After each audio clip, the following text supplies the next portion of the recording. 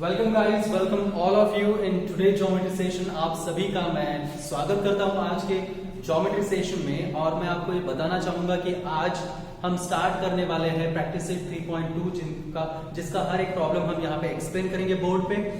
लेकिन for the starting of the today's session I would like to explain what we had studied in the previous session, and we know that we had studied about the congruence of triangles, and we know that in the congruence of triangles, in which way the two triangles are said to be congruent.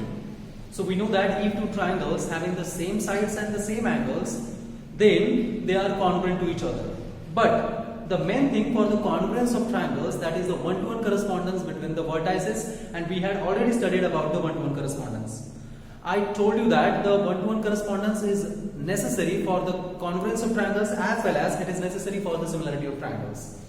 So in this chapter, after the exercise 3.3, we had already we are going to study about the similarity of triangles, and in that time or at that time I again explain what is the need of the one-to-one correspondence between the vertices. तो इसके बारे में भी हम देख लेंगे। But what is the one to one correspondence? That you are well familiar with the one to one correspondence.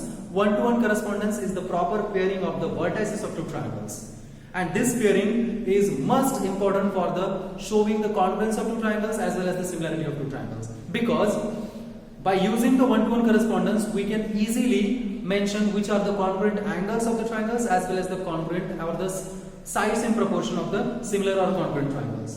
So the major thing, that is the one-to-one correspondence.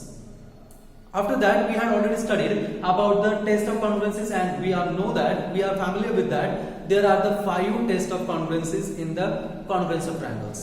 It means they are playing a major role for the congruence of any two triangles, and those are SSS test, SAS test, ASA test, RHS test and SAA test. These are the 5 major tests of congruence. Okay, and on the basis of the test of congruence, now in our today's geometry session that we are going to start the exercise 3.2, that is the practice set 3.2 from the our curriculum book.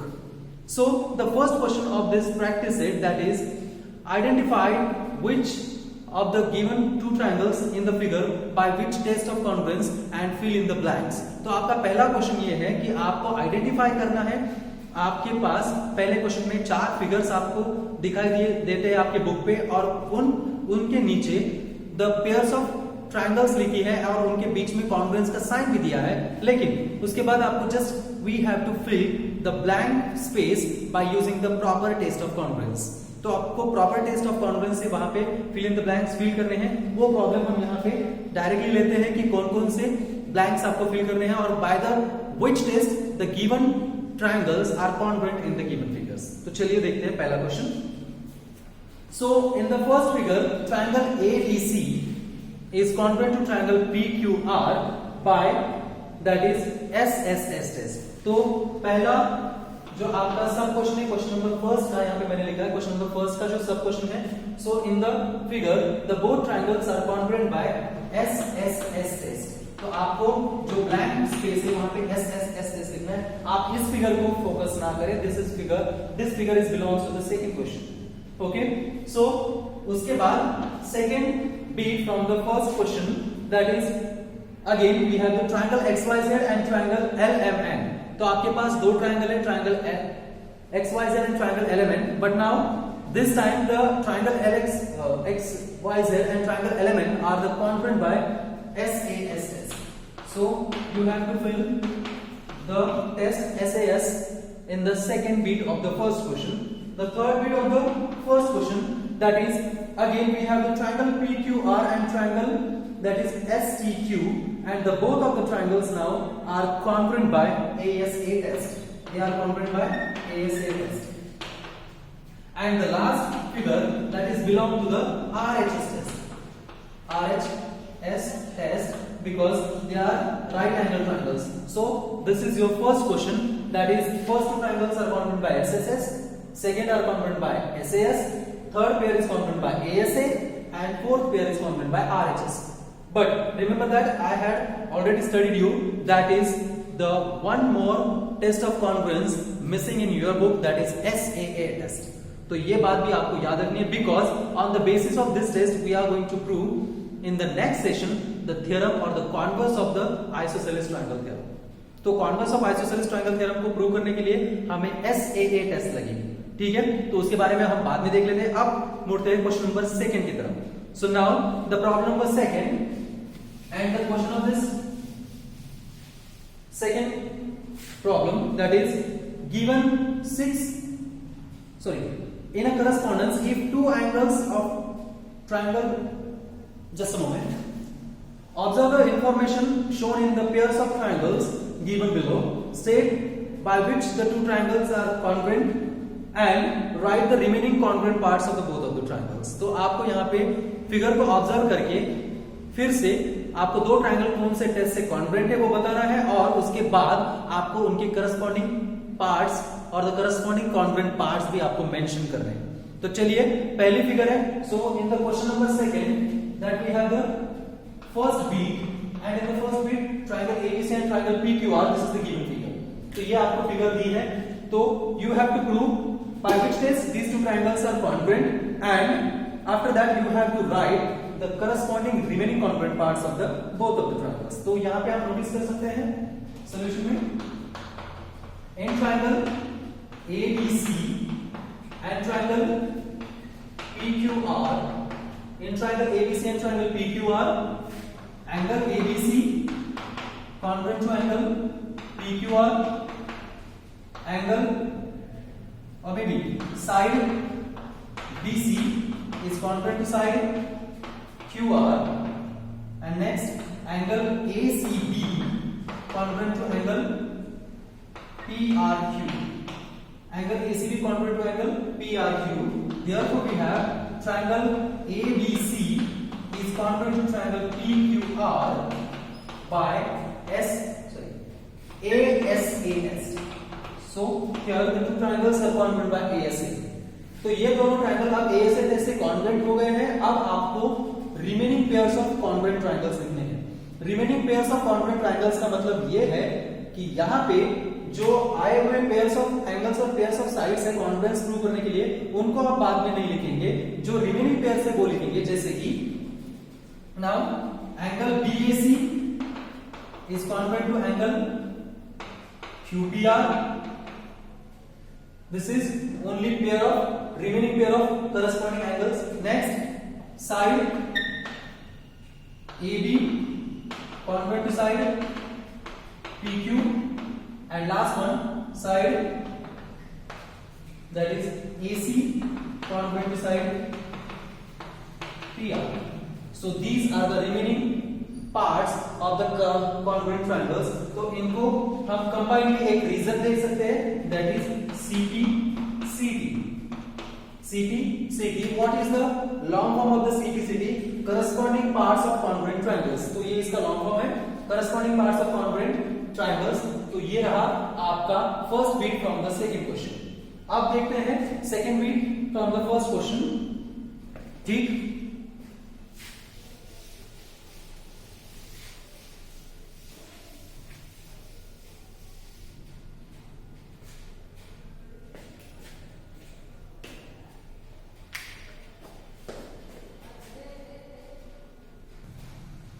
So now this is your second figure from the first question, triangle PTQ and triangle STR। आपको एक बात याद रखनी है कि proper correspondence लिखना बहुत ज्यादा जरूरी है। तो इन दोनों ट्रायंगल का प्रॉपर करस्पॉन्डेंस होगा PTQ 1:1 करस्पॉन्ड टू STR। चलिए अब इन्हें कॉन्ग्रुएंट प्रूव करते हैं। तो आप यहाँ पे देख सकते हैं in triangle PTQ and triangle STR, which are the pairs of corresponding sides and angles, they are given in the figure। तो पहले कॉन्ग्रुएंस प्रूव करने के लिए आपको कौन से पेयर्स ऑफ करस्पॉन्डिंग साइड्स और करस्पॉन्डिंग एंगल्स दिए हैं उनके बारे में सोचना है। सो यहाँ पे जो सेम आइडेंटिकल मार्क्स आपको दिखते हैं, इसका मतलब है कि करस्पॉन्डिंग साइड्स आर इक्वल और corresponding angles are equal. So PT equal to ST ये दिया है। Next QT equal to TR, this is also given, but here we can write angle PTQ is congruent to angle STR। यहाँ पे उसके लिए identical sign नहीं है, लेकिन by the observation of figure हम ये कंक्लूड कर सकते हैं because these two are the vertically opposite angles and we had already studied the pairs of angles made by the two intersecting lines are equal in measures. It means vertically opposite angles are equal. तो यहाँ पे इनको prove करते हैं. तो पहले segment PT congruent to segment ST. Next angle PTQ congruent to angle STR because vertically opposite angle, vertically opposite. And last one, segment QT is congruent to segment TR. So therefore, triangle PTQ is congruent to triangle STR by which test now? By SASS. SASS, it means SAS as well as SAS. So both triangles are congruent by SAS test. Now we are going to write the remaining congruent pairs. अब देखते हैं यहाँ पे दो corresponding side के pair पहले आ गए हैं और एक करस्पॉन्डिंग एंगल का पेयर आया है. इसका मतलब अब रिमेनिंग पार्ट्स में one pair of corresponding sides आएगा लेकिन two pairs of corresponding angles आएगा. तो यहाँ पे लिखते हैं next segment PQ congruent to segment SR. अब इसका और एक रीजन, जैसे कि मैंने पिछली बार आपको कहा था कि आप इनको कंबाइंड एक रीजन लिख सकते हो CP/CT, लेकिन इसको आप इंडिविजुअली भी अनदर एक टाइप है रीजन की वो लिख सकते हो, जैसे कि segment PQ congruent to segment SR और इसका रीजन आप लिख सकते हो बाय CS/CT. इसका मतलब होता है corresponding sides of congruent triangles. Corresponding sides of congruent triangles ये रहा CSCT. उसके बाद angle QPT is congruent to angle SRT. Angle QPT congruent to angle SRT by, और दोनों का रीजन एक साथ लिखेंगे. Next pair angle PQT congruent to angle RST और इनका कंबाइंड एक रीजन लिखते हैं bye CACT.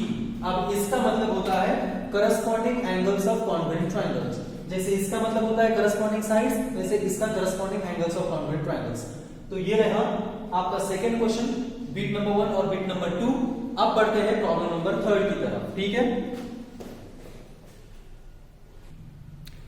So problem number 5 हम देखेंगे. मैंने आपको कहा था कि हम प्रॉब्लम 3 देखते हैं, लेकिन वो क्वेश्चन नंबर 3 और क्वेश्चन नंबर 4 यहाँ पे हम स्किप कर रहे हैं क्योंकि question 3 and question 4 are similar to the second problem और the first and second bit of the second problem. Second problem का जो फर्स्ट एंड सेकंड बिट है उन्हीं की तरह क्वेश्चन नंबर 3 और क्वेश्चन नंबर 4 में आपको दो ट्रायंगल्स कौन से टेस्ट से कॉन्ग्रुएंट है ये बताना है और करस्पॉन्डिंग पार्ट्स उनके लिखने हैं. जैसे कि करस्पॉन्डिंग साइड के लिए हम CSCT यूज करते हैं और करस्पॉन्डिंग एंगल्स के लिए हम CACT यूज कर सकते हैं. तो by proving the test of congruency after you can use these reasons for the corresponding sides and corresponding angles. तो रिमेनिंग पार्ट्स आपको लिखने हैं क्वेश्चन नंबर 3 में और क्वेश्चन नंबर 4 में. लेकिन आपको यहाँ पर मेरी बात फिर से एक बार सुननी होगी कि आपको उनके करस्पॉन्डेंस का ध्यान रखना चाहिए, क्योंकि क्वेश्चन नंबर 3 में आपको ट्रायंगल ABC और ट्रायंगल PQR तो दिए हैं, लेकिन उनका करस्पॉन्डेंस जो है वो अगर फर्स्ट ट्रायंगल का ABC अगर होगा तो सेकंड ट्रायंगल का QPR ये करस्पॉन्डेंस होगा. ठीक है. तो आप क्वेश्चन नंबर 3 और क्वेश्चन नंबर 4 सॉल्व करेंगे. अब बढ़ते हैं क्वेश्चन नंबर 5 की तरफ, जहां पे मैंने एक फिगर आपको ड्रॉ करके दिखाई है बोर्ड पे. चलिए फोकस करते हैं. सो आपको क्वेश्चन नंबर 5 में बताया गया है in the figure segment AB congruent to segment BC and segment AD congruent to segment CD, then prove that triangle ABD congruent to triangle CBD. अब मैं यहाँ पे फिर से आपको एक बात बता दूं कि इन दो ट्रायंगल को किसी भी एक टेस्ट से आपको कॉन्ग्रुएंट प्रूव करना है, लेकिन यहाँ पर आपको क्वेश्चन में मेंशन नहीं किया है right the remaining congruent parts of the triangle. तो इसका मतलब यह है कि अगर रिमेनिंग पार्ट्स नहीं लिखने हैं तो नहीं लिखने को कहा जाए तभी लिखिए. ठीक. तो इसको हम प्रूव करते हैं. So in triangle ABD and triangle CBD proper correspondence already आपको दिया गया है. तो इनको हम कौन से टेस्ट से कॉन्ग्रुएंट प्रूव कर सकते हैं? तो बहुत आसान है. फिगर को ऑब्जर्व करके आप बता सकते हैं. AB congruent to BC given, AD congruent to DC also given and BD congruent to BD ये दोनों की कॉमन साइड है. इसका मतलब पहले ट्रायंगल के तीनों साइड दूसरे ट्रायंगल के तीनों साइड को इक्वल है. So the triangles are congruent by SSSS. तो चलिए segment AB is congruent to segment BC. Next, segment AD is congruent to segment CD, and the common reason that is by given. And last one, segment BD is congruent to segment BD. This is common side. ये है आपकी common side. Therefore, triangle ABD is congruent to triangle CBD by SSSS. तो दोनों triangle, so the both triangles are congruent by SSSS. अब देखते हैं last question, problem number 6. So the last question from the practice set 3.2. अब देखते हैं इस figure में क्या क्या दिया है. यहाँ पे एक फिगर है आपके लिए. So in the figure that we have, the provided information क्या है, तो मैं आपको ये बता दूं कि आपको दिया है angle P equal to angle R. Angle P and R are congruent angles. And next, segment PQ congruent to segment QR. Then prove that triangle PQT is congruent to triangle RQS. ये दोनों triangle आपको congruent prove करने हैं, जहां पे आपको P equal to R और PQ equal to QR ये प्रोवाइडेड इंफॉर्मेशन है. तो बहुत आसान है, मैं आपको पहले ओरली समझा दूं. So angle P congruent to angle R is given in the both of the triangles. Segment PQ is congruent to segment QR. This is also given. And last one, angle Q is congruent to angle Q, क्योंकि ये दोनों triangle का common angle है. जैसे कि पिछले example में हमने देखा था, segment BD was the common side of the both of the triangle ABD and CBD. तो वहां पे वो कॉमन साइड थी. अब यहाँ पे एक एंगल कॉमन है, लेकिन फिर से हम ये सोच सकते हैं P और Q के बीच की साइड PQ दी है, R और Q के बीच की साइड QR आपको कॉन्ग्रुएंट दी है. इसका मतलब the two angles includes a side. That's why both of the triangles are congruent by ASA test. तो चलिए यहाँ पे देखते हैं. In triangle PQT and triangle RQS. In triangle PQT and triangle RQS ये प्रॉपर करस्पॉन्डेंस है. Next, angle P congruent to angle R. Angle P congruent to angle R. Next, segment PQ congruent to segment QR because common reason by the given. And last, angle Q congruent to angle Q because by the common angle. Therefore, triangle PQT is congruent to triangle RQS by ASA test of congruence. तो दोनों triangle अब congruent हुए bye ASA test. अब इस practice set के बारे में, किसी भी प्रॉब्लम के बारे में अगर आपको कोई भी प्रॉब्लम हो या फिर दिक्कत हो, तो आप मुझे मैसेज कर सकते हो, मुझे पूछ सकते हो, मैं आपका समाधान कर दूंगा. ठीक है. तो इसके बाद हम आइसोसेलेस ट्रायंगल थ्योरम और the converse of isosceles triangle theorem पढ़ने वाले हैं, जो हम अगले सेशन में देखेंगे. ठीक है. तब तक के लिए